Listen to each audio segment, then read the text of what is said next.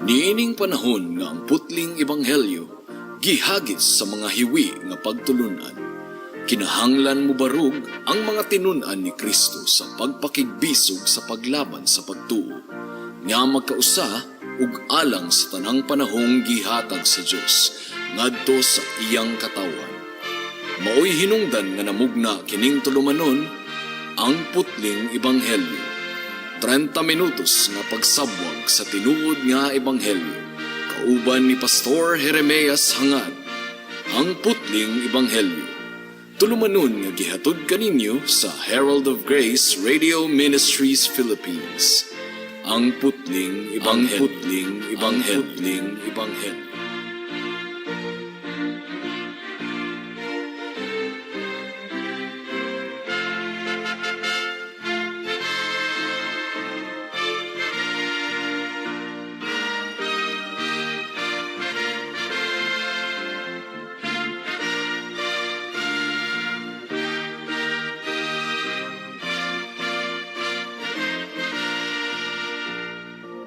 Special greetings sa tanang mga regular nga tigpaminawan sa atong panagsibya dinhi sa kahanginan ug espesyal usab nga pagpanimbaya sa akong 95 years old nga lolo nga si Isabelo Laure Sr. nga naminaw karon ug pahasubo sa pamilya sa akong iyaan nga si Tita Juliet Laure Castellano sa pagpanaw sa iyang bana nga si Tito Alan Castellano. Alang sa pagpamalandong sa pulong sa Ginoo niining taknaa, please turn with me to Romans chapter 3 verse 31. Ang giingon dinhi mga kaigsuonan. Kung mao, gipakawalay pulos ba nato ang balaod pinaagi sa pagtuo, hinaot nga dili kana mahitabo, kundili gipalig-on pagani nato ang balaod. May the Lord bless the proclamation of His word at this moment. Sa atong pagpamalandong karon mga kaigsuonan, atong makita nga maampingon gayud kaayo si Apostle Paul sa pag-outline sa kinaiyahan sa kaluwasan. Ang kaluwasan mga kaigsuonan pinaagi lamang sa grasya nga nadawat nato pinaagi lamang sa pagtuo sa atong Ginoong Hesukristo. Gihimong tataw ni Apostle Paul nga ang mga buhat sa balaod wala gayoy mahimo aron nga ipakamatarong kita atubangan sa Ginoo. Klaro kayo kana sa Romans 3:20 ang giingon dinhi. Tungod kay pinaagi sa mga buhat sa balaod, walay tawo nga pagaisipong hingpit sa iyang pananaw.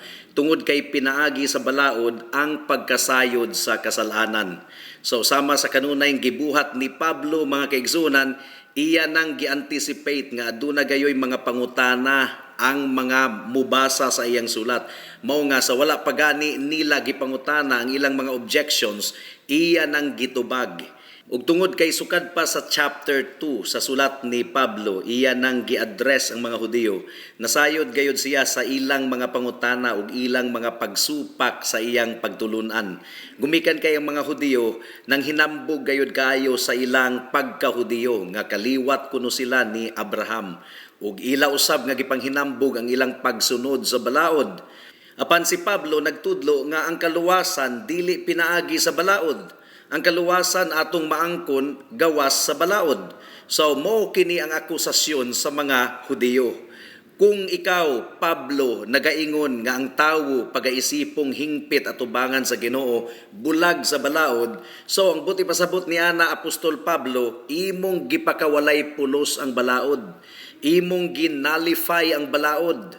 Pero ang pangutana mga kaigsunan mao kini, ang kaluwasan ba nga dili pinaagi sa balaod, nagpakawalay pulos sa balaod? Ang tubag ni Pablo anaa sa atong teksto. Kung mao, gipakawalay pulos ba nato ang balaod pinaagi sa pagtuo? Hinaot nga dili kana mahitabo. Kung dili, gipalig-on pagani nato ang balaod. So ang tubag ni Apostle Paul, dili gayod. Wala nato gipakawalay pulos ang balaod, pinaagi sa pagtudlo nga ang kaluwasan dili pinaagi sa balaod. So napangagpasa na ni Pablo ang ilang argumento mga kaigsuonan, ang ilang pagsupak, ang ilang line of reasoning mao kini Kung ang balaod mao ang standard sa pagkamatarong sa Ginoo, then it would seem nga ang Ginoo dili matarong kung iyang ipakawalay sala ang tawo nga bulag sa balaod. Ug tungod kay nasayod kita nga ang Ginoo dili gayud unjust o dili matarong. So, ang pasabot niya na Apostle Paul, gipapas sa Ginoo ang balaod. Pero ang tubag ni Pablo, mga kaigsunan, no, dili gayud ka na mahitabo. Ang balaod wala gayud mapapas, sukad masukad. So, imbis nga atong papason ang balaod, ang justification pinaagi sa pagtuo lamang mao gani ang nagpalig-on sa balaod. So mupod kini gipasabot sa atong Ginoong Hesukristo sa tataw gayud nga paagi. Matthew chapter 5 verse 17. Ang giingon dinhi mga kaigsunan. Ayaw ninyo hunahuna nga mianhi ako aron gub-on ang balaod o ang mga propeta. Mianhi ako dili aron gub-on kundili aron tumanon kining tanan. Diha sa atong Ginoong Hesukristo, gipakamatarong sa Dios ang mga makasasala, but at the same time, iyang gipalig-on ang balaod. Kini tungod kay si Jesus mianhi ug mituman sa balaod ug iya gayud nga gitagbaw ang gipangayo sa balaod. Pero wala kini nagpasabot mga kaigsuonan nga ang balaod karon napapas na. Ang moral nga balaod sa Ginoo magpabilin hangtod sa kahangturan. Ang balaod sa Ginoo mao gihapon ang nagbugkos sa tanang mga katawhan karon. So sa atong pagpamalandong niining taknaa, akong ihatag kaninyo ang pipila ka mga rason nganong ang balaod nagbarog gihapon nga lig-on o kinahanglan tumanon sa tanang mga katawhan hangtod sa kahangturan. Ang unang rason, gumikan kay ang Biblia tataw kaayong nagatudlo nga ang balaod permanente hangtod kini sa kahangturan. God's unchanging standard is the law. Kining mga grupo nga antinomians, mga kaigsuunan, nagclaim sila nga ang balaod kuno temporary, sa daang tugon lamang kuno kadto. Nag-exist lamang kuno kadto didto sa Mount Sinai. Unya napapas na kuno ang balaod sa atong panahon karon. Dakong sipyat mga kaigsunan, kay kung gipapas na sa Ginoo ang balaod, wala unta gikutlo ni Pablo ang balaod. For example, ang 5th commandment sa Ephesians chapter 6 verse 3, honor your father and mother because this is the first commandment with a promise. So gikutlo ni Pablo ang ikalima nga sugo mga kaigsunan. Sa tinuod lang ang balaod, wala pa gani ang Mount Sinai, wala pa ang Israel, aduna nay balaod. Kay kung wala pa'y balaod mga kaigsuunan, wala untay kamatayon. Tungod kay ang kamatayon bayad man sa sala, ug ang sala mao ang pagsupak sa balaod. Therefore, sa wala pa gani ang Mount Sinai, sa wala pa matukod ang nasod sa Israel, aduna nay balaod. Kay kung wala pa'y balaod, wala untay nangamatay ni adtong mga panahuna sa wala pa mahatag ang 10 Commandments. Mo kini gipasabot ni Pablo sa Romans chapter 5 verse 12 to 14. Ang giingon dinhi, busa kung giunsa nga pinaagi sa usa ka tawo nakasulod ang kasalanan sa kalibutan ug pinaagi sa kasalanan mao ang kamatayon, mao nga miabot sa tanang mga tawo ang kamatayon tungod kay ang tanan nakasala. Tinuod nga ang kasalanan anaa sa kalibutan sa wala pa miabot ang balaod. Ang buot pasabot ni ini mga kaigsunan, sa wala pa nasulat ang 10 Commandments. Sumpay pa ni Pablo, apan dili pagaisipon ang sala kung wala ang balaod. Bisan pa niini ang kamatayon naghari na sukad pa kang Adan hangtod kang Moses. Bisan ngadto kanila nga wala nakasala sama sa pagsupak ni Adan nga mao ang anino sa usa nga muabutay. So bot pasabot niini mga kaigsunan, since ang kamatayon nag-exist na gikan pa kang Adan hangtod kang Moses, wala pa'y 10 commandments adto nga nakasulat sa duha ka tablitas nga bato. Ang bot ipasabot anaa nay balaod. Wala pa lang ma-inscripturate sa tabletas nga bato, sa tapyas nga bato or papan nga bato, pero ang balaod anaa na. Tungod kay ang kamatayon naghari na sukad pa kang Adan, ang buot ipasabot mga kaigsuunan, ang balaod anaa na usab gikan pa kang Adan. Gumikan kay ang bayad sa sala mao ang kamatayon ug ang sala mao ang pagsupak sa balaod. Therefore ang balaod wala pa gani ang Mount Sinai, wa pa miabot si Moses, anaa na ang balaod. Ang sala mga kaigsuunan, anaa na sa kalibutan, wala pa gani matukod ang 10 Commandments. Ug ang ebidensya nga aduna nay sala ug aduna nay pagsupak sa balaod, ang tanan nangamatay na. Tungod kay ang bayad sa sala mao ang kamatayon. So adunay daghan kayong pamatuod sa Old Testament mga kaigsuonan no nga ang balaod naga-exist na ug nga aduna gayoy tulubagon ang tanang mga tawo gumikan sa ilang pagsupak sa balaod ug ang tanang mga tawo nakasala batok sa balaod. Ang mga Ehiptohanon mga kaigsunan gisilutan biya sila sa Ginoo gumikan sa ilang sala batok sa balaod. Aduna sila'y mga mini nga Dios. So ilang gisupak ang first commandment. Aduna sila'y mini nga pagsimba. So ilang gisupak ang second commandment. Ilang gibugal-bugalan ang ngalan sa Dios. So ilang gisupak ang third commandment. O gisilutan sila sa Dios. Ang mga anak ni Israel nanubag usab gumikan kay wala nila gituman ang balaod sa Sabbath. Wala pa gani ang Mount Sinai mga kaigsunan. Aduna nay Sabbath nga kinahanglan nilang tumanon. Ang giingon diri sa Exodus chapter 16 verse 28 to 30. And by the way, ang 10 commandments gihatag sa Exodus chapter 20. But this is still Exodus chapter 16. This was before the giving of the 10 commandments nga gisulat sa papan nga bato. Ang giingon diri sa chapter 16. Giingon sa Ginoo kang Moses, hangtod kanusan ninyo balibaran ang pagtuman sa akong mga sugo ug sa akong mga balaod. Tanawa ninyo gihatag kaninyo sa Ginoo ang Sabbath. Busa gihatag niya kaninyo sa ikaunom nga adlaw ang pagkaon alang sa duha ka adlaw. Magpabilin ang matag tawo sa iyang nahimutangan. Dili mo biya si bisan kinsa sa iyang nahimutangan sa ikapito nga adlaw. Busa ang tibuok lungsod mipahulay sa ikapito nga adlaw. So wala pa gani mahatag ang 10 commandments sa duha ka papan nga bato. Aduna nay balaod nga gihatag ang Ginoo. Wala pa lang masulat sa papan nga bato. Ang anak ni Noe nga si Ham gisulutan sa Ginoo gumikan kay wa niya tahura ang iyang amahan. Iyang gikataw-an ang iyang amahan ug gikalingawan gumikan kay naghubo man si Noe kay nahubog man. So delikado da ining mga palahubog. Pero gisilutan sa Ginoo si Ham ug ang iyang mga kaliwat gumikan kay gibugal-bugalan ni Ham ang iyang amahan nga hubog. Si Cain usab mga kaigsunan, iyang gisupak ang ikaunom nga sugo nga dili mo patay o gisilutan sa Ginoo si Cain. So this was before Mount Sinai, this was before Moses mga kaigsunan. Ang Sodoma ug ang Gomora gisilutan sa Ginoo gumikan kay ilang gisupak ang ikapito nga sugo. This was hundreds of years before the giving of the 10 commandments at Mount Sinai. Mao nga sa susamang paagi nga ang balaod wala di ay nagsugod didto sa Mount Sinai. Ang moral requirements ang gipangayo sa balaod wala usab natapos didto sa Kalbaryo. Nagpabilin ang balaod sa Ginoo isip standard sa atong pagsunod sa atong Ginoo. Now human gihimong tataw ni Apostle Paul nga wala gayoy tawo nga maluwas pinaagi sa iyang pagpaningkamot sa pagsunod sa napulo ka sugo.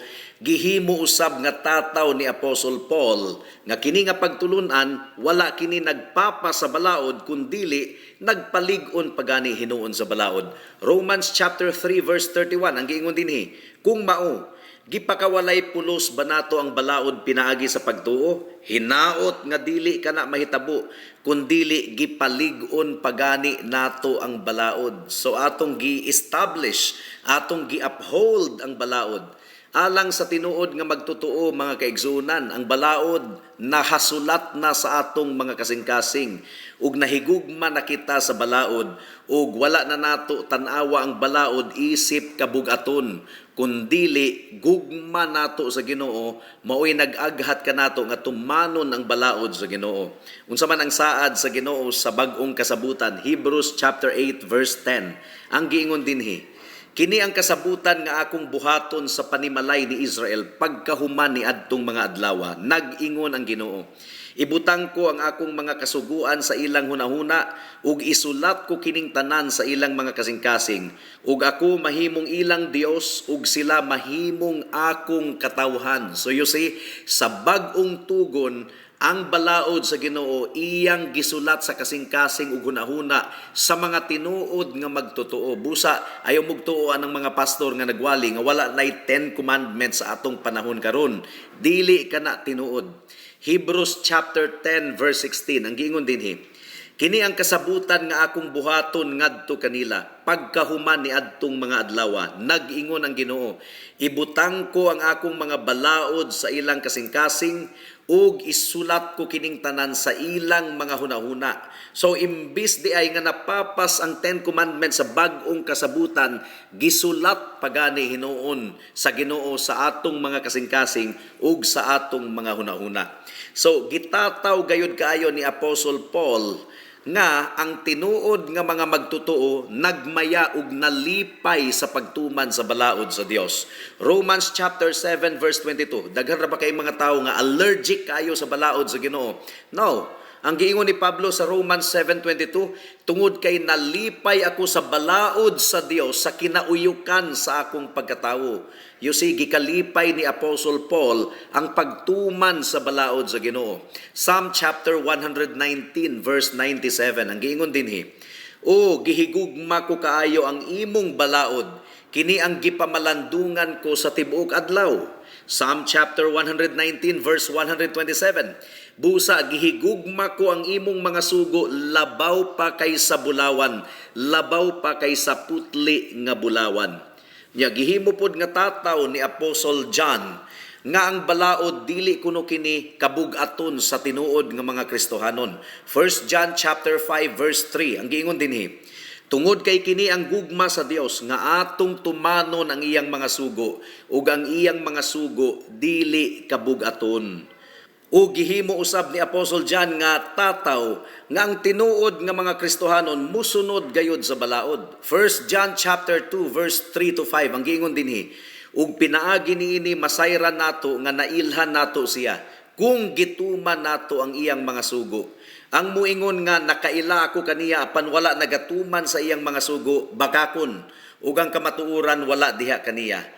Apan si bisan kinsa nga nagatuman sa iyang pulong, tinuod nga nahimong hingpit ni ining tawhana ang gugma sa Dios. Pinaagi niini masayran nato nga kita anaa kaniya. So mao kadto ang unang katarungan. Ikaduhang katarungan nganong ang 10 Commandments, legal and binding paghihapon sa atong panahon karon. Mao kini, tungod kay ang balaod mao ang nagasalamin sa balaan nga kinaiyahan sa Dios. Adunay mga aspeto sa ceremonial law nga atong gitawag nga positive law. Temporaryo lang ang mga ceremonial law ug mausab ug mapapas kadto. Katong mga ceremonial law, mga pagkaon, balaod sa mga sinuutan, sa pagkaon, mga kaigsuunan, gihatag kadto sa Ginoo simple, gumikan kay isip Dios, aduna siya'y katungod nga muhatag ni adto nga mga temporary ceremonial law.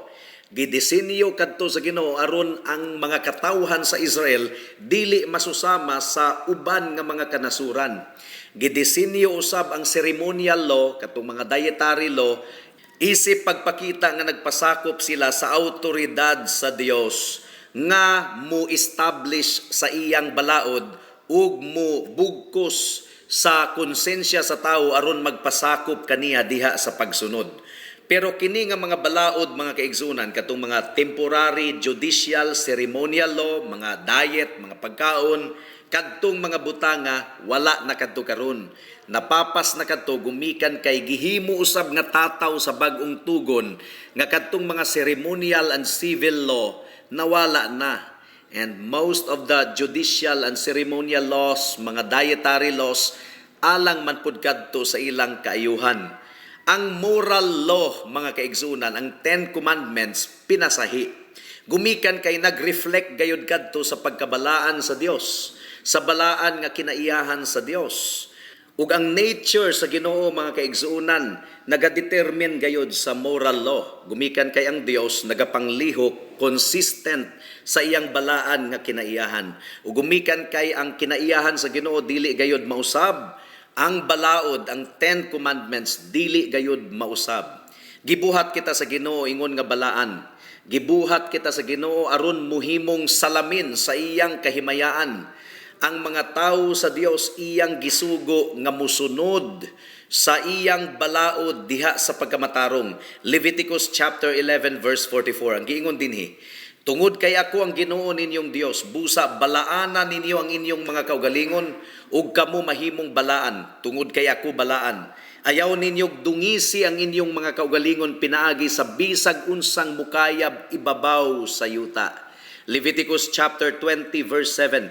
Igahin ninyo ang inyong mga kaugalingon ug kamo mahimong balaan tungod kay ako ang Ginoo ninyong Dios. Now ang mga Kristohanon, mga kaigsunan, nahimo ng gawas nun, gikan sa silot ug paghukom sa balaod, pero responsible gihapon kita nga tumanon ang balaod sa Dios. Gumikan kay siya ang Dios, balaan siya.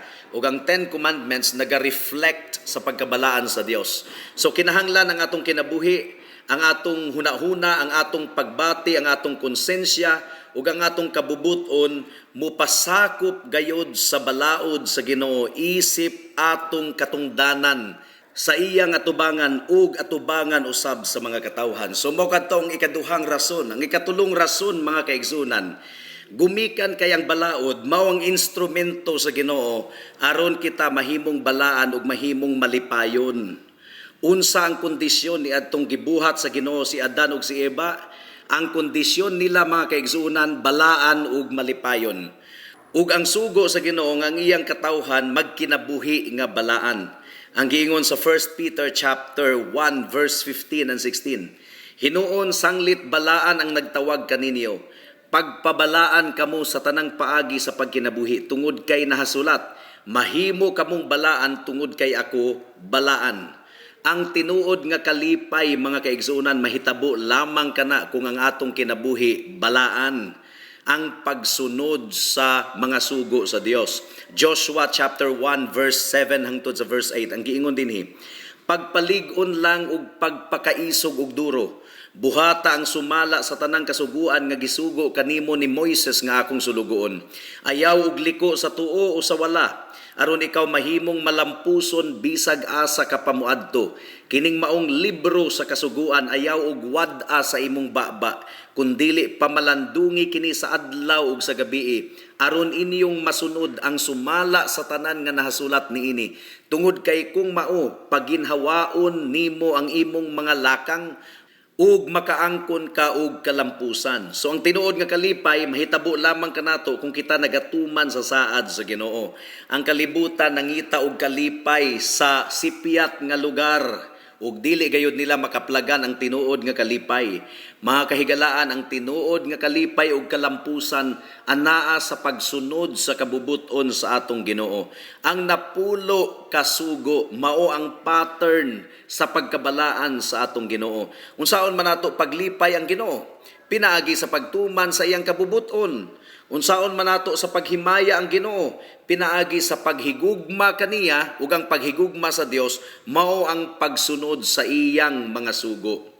Ang sala, mga kaigsunan, mao kana ang pagsupak sa balaod. Kung mubalik kita sa 10 Commandments, mao kana ang bugtong pamaagi nga atong maalkontrahan ang tanang dautan ni ining kalibutana. Ug ang pinakadako nga kaaway sa balaod mao kadtong mga tawo nga nagpakaaron niingnon nga Kristohanon kunuhay sila, pero sa tinuod lang half-hearted ang ilang pagsunod sa Ginoo.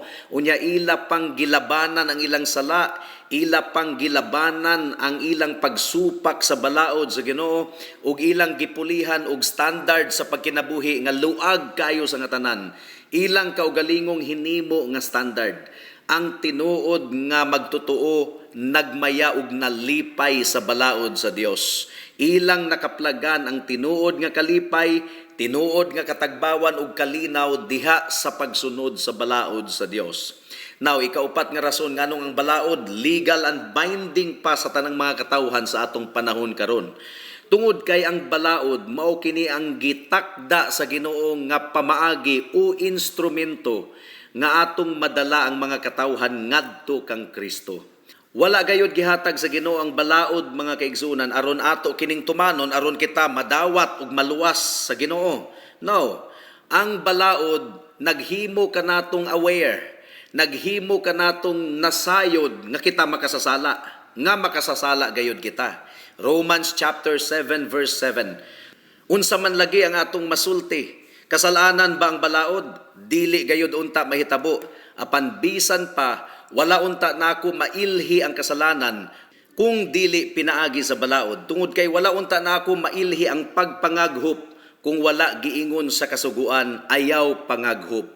So ang tumong day sa balaod mga kaigsuunan, aron kita mahibalo nga makasasala gayud kita atubangan sa Ginoo.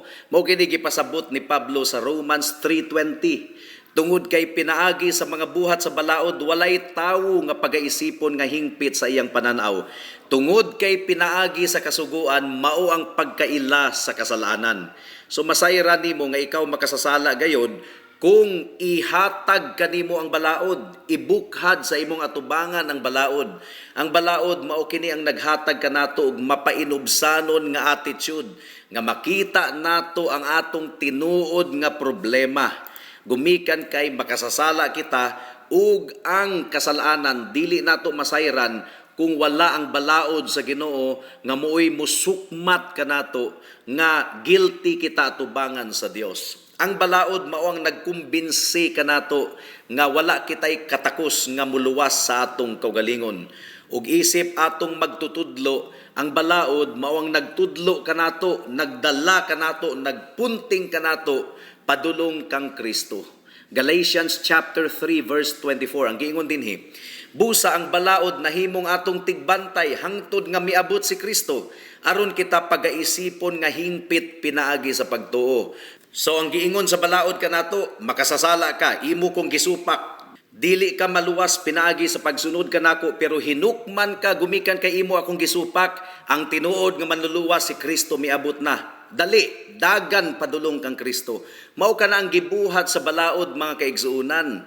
Ang giingon ni Martin Luther, with its whippings the law draws us to Christ. Ang balaod mao ang nagakondinar kanato. Ang giingon sa Galatians chapter 3 verse 10, for as many as are of the works of the law are under the curse, for it is written, cursed is everyone who continues not in all things which are written in the book of the law to do them. Mao nga si Kristo mao'y nahimong tinunglo alang kanato. James chapter 2 verse 10. Tungod kay si bisan kinsa nga nagatuman sa tibok balaod, apan nakasupak sa usa, nakasala batok sa tanan. So ang balaod mo'y naga-inform kanato nga makasasala kita ug dili gayud kita makaluwas sa atong kaugalingon. So ang balaod mao ang nagtudlo kanato ngadto kang Kristo. Gumikan kay si Kristo lamang ang tambal sa kasalanan. Siya lamang ang kasulbaran mga kaigsunan. Pinaagi sa iyang kamatayon didto sa krus, nabayran ang tanang silot sa sala, ug pinaagi sa iyang pagkabanhaw ang tanang mutuo ug musalig kaniya, adunay kasiguraduhan sa kaluwasan. Apan ang balaod wala napapas. Gitukod kini sa Ginoo, isip, balaan ug makatarunganon nga Dios, ug nagasugo gayod ang Ginoo nga atong sundon perfectly ang balaod niya. Sa atong kaluwasan, wala kitay mahimo pinaagi sa balaod, pero si Kristo ang nagtuman sa tanang gimando sa balaod alang sa iyang mga katawhan. Wala nato matuman ang balaod, gituman kini ni Kristo, busa kang Kristo lamang kita magsalig. Pero human nimo nga maluwas mga kaigsuunan, naluwas na ka gikan sa silot sa balaod, pero wala ka nahimong gawas nun gikan sa balaod, ingon nga standard sa pagkinabuhi nga balaan at tubangan sa Dios. So, giluwas na ikaw gikan sa paghukom sa balaod, pero human nimong maluwas, dili bot pasabot nga magkinabuhi ka na sumala sa imong gusto. Adunay balaod gihapon nga nagamando kanato kung unsaon nato pagkinabuhi niining kalibutana. So, alang sa mga kahigalaan nato nga wala pa diha kang Kristo, wala pa maluwas, undangin ang pagsalig nimo sa imong pagpaningkamot sa pagtuman sa 10 Commandments aron ka maluwas. Ibalhin ang imong pagsalig kang Kristo nga mao ang nakatuman sa tanang gimando sa balaod alang sa kaluwasan. Hangtod sa kamatayon, gituman ni Kristo, kay ang bayad sa sala mao ang kamatayon. Undangin na og salig ang imong kaugalingon ug ibalhin ang imong pagtuo ug pagsalig lamang kang Kristo, ingon nga imong bugtong Dios ug manluluwas. Pero human nimong maluwas, dili ka gawas nun sa pagbuhat og dautan.